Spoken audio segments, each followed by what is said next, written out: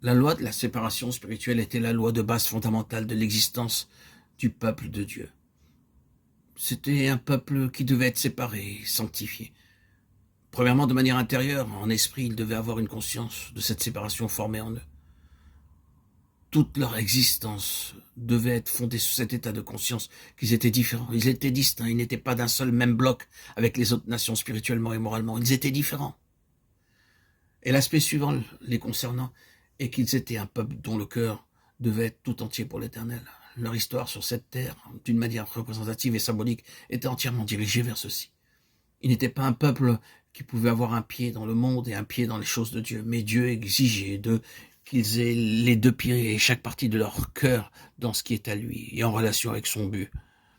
Ensuite, ils ont été amenés à devenir un témoignage à l'égard des nations, au milieu des nations, une lumière pour les nations, dans le but de leur montrer la pensée de Dieu, de faire connaître à tous les hommes ce que Dieu demande et ce qu'il s'est lui-même fixé d'obtenir. Plus encore, cette nation était destinée à être un peuple ou une nation sacerdotale, autrement dit appelée à se tenir entre Dieu d'un côté et les peuples nécessiteux de cette terre de l'autre, et d'une manière sacerdotale à servir d'intermédiaire, à amener des hommes en contact avec Dieu, et Dieu en contact avec les hommes. Tel est le contenu du sacerdoce en tant que chose spirituelle. Enfin, un dernier point. Ils étaient là au milieu des nations pour manifester l'autorité de Dieu sur la terre. Il y a un seul Dieu, et il est un Dieu unique. Il est au-dessus de tous les dieux et de tous les peuples. Il est le Seigneur, le Créateur du ciel et de la terre. Et ils étaient là avec son autorité sur toute créature, s'appuyant sur eux, et qui leur était confié, car il devait garantir pour lui ses droits auprès des nations. Et nous pouvons aller plus loin, car même si cela est uniquement mis en évidence de manière abondante dans le Nouveau Testament, nous constatons sans cesse et si manifestement à travers l'Ancien Testament que cette autorité s'étendait au-delà de cette terre.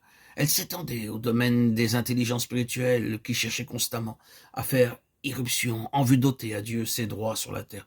Ce fut le grand acte corporatif de Dieu en relation avec son dessein originel.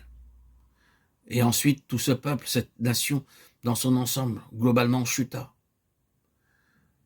lui fit défaut, le déçut. Et alors de nouveau, il se déplaça au sein de cette nation.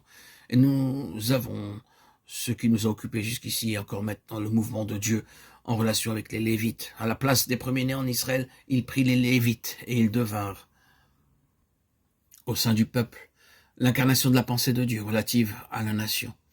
Aussi bien en ce qui concerne sa propre nature et sa constitution que sa vocation et son service au milieu des nations.